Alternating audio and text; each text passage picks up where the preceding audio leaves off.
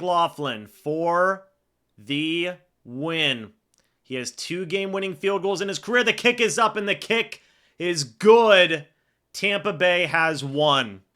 They have won. They have defeated the Carolina Panthers 26-23 ball game. Oh my goodness. The Bucs finally get the overtime monkey off their back. They win in overtime against the Carolina Panthers. What a game. What a battle by both teams. Who would have thought that this would have been probably the game of the freaking week in the NFL? And some will say an instant classic. Yeah, you had all the ups and downs of a roller coaster, and the Bucs come out victorious. They move on to 6-6, and the Falcons lost this week, which means now Atlanta only has the tiebreaker over the Bucs, and things just got very interesting in this NFC South race. Let's talk about this game. Firstly, the offensive side of things. We've got to discuss Baker Mayfield. Baker Mayfield, in my opinion, did not have his best game as a Buck. 21 of 33, 235 yards, 1 touchdown, 2 interceptions. The interceptions were bad. There were some plays that, quite frankly, were just not good enough, right? I mean, at the end of, in overtime, Baker takes a sack on a 2nd and 6 at Carolina's 36. McLaughlin misses the 55-yarder. However, to get to overtime, Baker, on a 2nd and 10 from his own 47 with 19 seconds left, scrambles 10 yards to Carolina's 43. Then he gets a completion, 5 yards to Sterling Shepard, timeout. Then 2nd and 5 from Carolina's 38, gets a 4-yard completion to Sterling Shepard, timeout. McLaughlin hits the 51-yarder, gets them into overtime. So while statistically Baker did not have his best game, he got them to overtime and ultimately was able to help get them a win. He hit Mike Evans for a 21-yard completion down to Carolina's 48. Then Rachaad White had the big 38-yard run, and then it was ball game from there. So while Baker statistically did not have his best game, he still made enough plays when it counted to win the game, and you love that. Bucky Irving had 185 total scrimmage yards on the day with 28 touches and a touchdown. He's an all-star. He is an absolute all-star. He's one of the best and bright young running backs in this league. There's no ifs, ands, or buts about it. Rachaad White had 11 carries for 76 yards. Of course, he had the 38-yard run in overtime, the final play to literally get the Bucs into winning position. He also had a catch for 2 yards. So he had 78 total scrimmage yards on this day. The Bucs as a team ran it 39 times for 236 yards and a touchdown. You can't ask for much else. Baker did have an ankle injury, by the way. I believe it seems like he's going to be okay, but he was sacked 4 times today.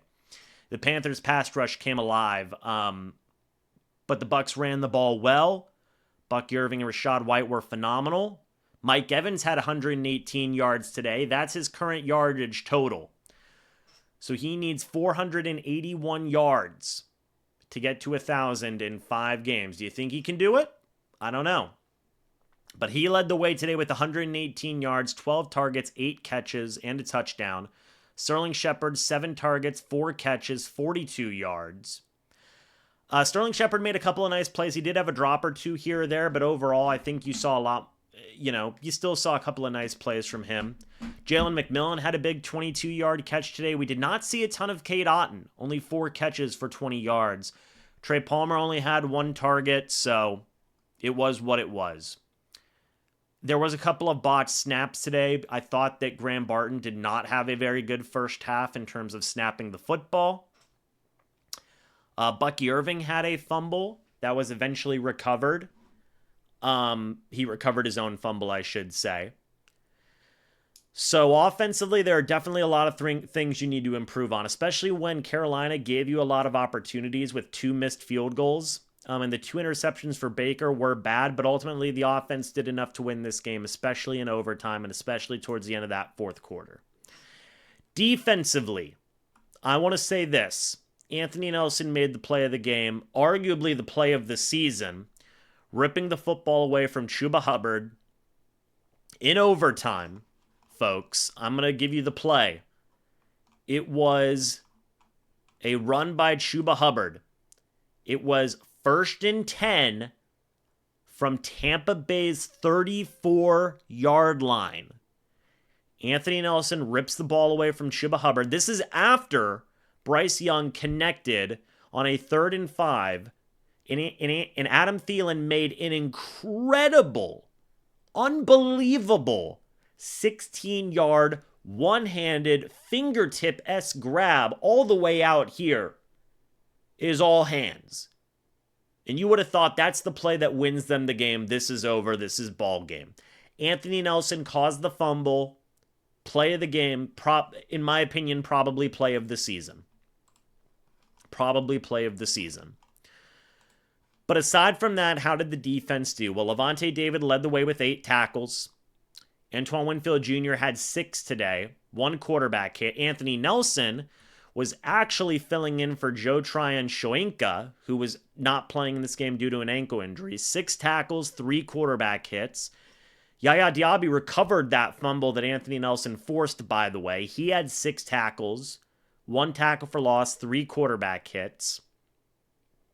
Now, I wish he would have fallen on that fumble, Yaya Diaby. Instead, he tried to pick it up and run with it. Dive on the fumble, young man. Dive on the fumble. J.J. Russell had to come in as K.J. Britt left the game with an injury. He finished the day with 5 tackles, was not necessarily great in coverage. I do wonder if they will play V. Jones more going forward. Jamel Dean had 5 tackles today. Mike Edwards left this game with a hamstring injury, so Tavier Thomas was in at safety. He had 3 tackles today. Zion McCollum had a pass deflection, a really nice pass deflection as well. Kalijah Kancey had a sack, had a quarterback hit, and a tackle for loss. He has 6 sacks on the year. The pass rush, in terms of sacks, they only had 1. In terms of quarterback hits, they had 11. Logan Hall had 1. Vita Vea had 1. Jose Ramirez had 1.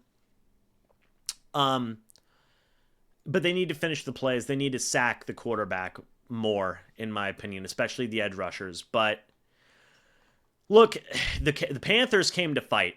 They did. Bryce Young was very solid today. Almost 300 yards passing, a touchdown, only sacked once, no picks. He had a rushing touchdown as well. 2 total touchdowns for Bryce Young today. Chuba Hubbard, they kept Chuba Hubbard in check. 12 carries for 43 yards, 3.6 yards per carry. Jonathan Brooks had 6 catches for 18 yards.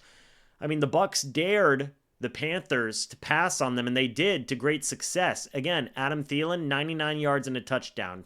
Tommy Tremble, 77 yards. Xavier Leggett, 53. Even David Moore, former Buck, 40 yards. Jonathan Brooks, the rookie, had 23 yards. So where the Panthers could not get it done in the passing game, they made up for it in the running game. And look, the Bucs had a couple of things go their way. The Panthers left 6 points on the board with field goals. 6 points on the board. Eddie Pinheiro, I believe, missed a...